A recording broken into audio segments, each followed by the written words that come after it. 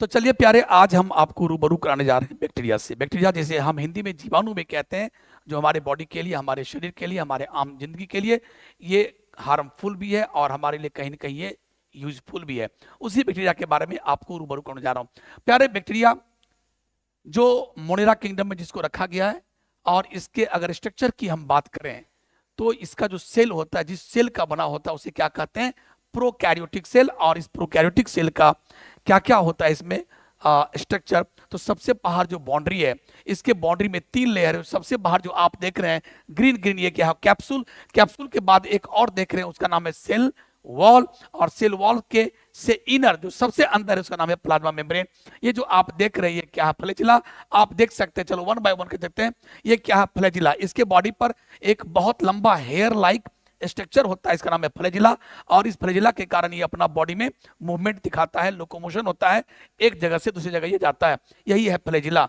उसके बाद हम चलते हैं, फ्लैजिला के बाद अगला जो पोर्शन है वो है कैप्सूल। ये जो सबसे बाहर का जो आप देख रहे हैं ग्रीन ग्रीन, सबसे बाहर, तो इसका नाम है कैप्सूल। आगे चलते हैं, कैप्सूल के बाद चलते हैं, और जिसके पास कैप्सूल हो उससे कैप्सुलेटेड बैक्टीरिया, जिसके पास कैप्सूल नहीं है उसे नॉन कैप्सुलेटेड बैक्टीरिया कहते हैं। चलिए इसके आगे चलते हैं हम लोग फिर। रखा अब कैप्सूल के बाद देखिए प्लाज्मिड। यही है प्लाज्मिड। ये भी क्या है? Double standard circular DNA having autonomous replication property.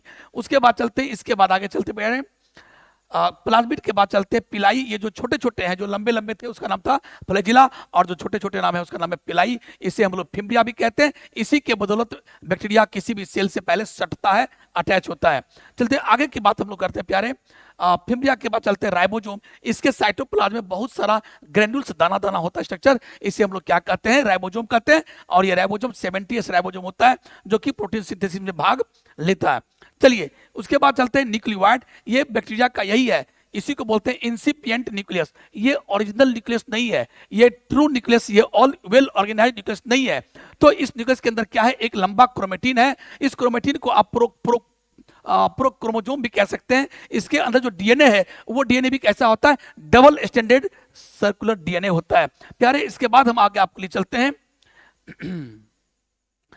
Plasma membrane. तो प्यारे ये अंदर में सबसे प्लाज्मा मेम्ब्रेन, उसके बाद सेल वॉल, उसके बाद आगे चलते हैं प्यारे, उसके बाद आगे चलते हैं सेल वॉल। देखो यहां पर आपको दिखाई पड़ रहा होगा, this is the plasma membrane, this is the cell wall, और ये क्या है?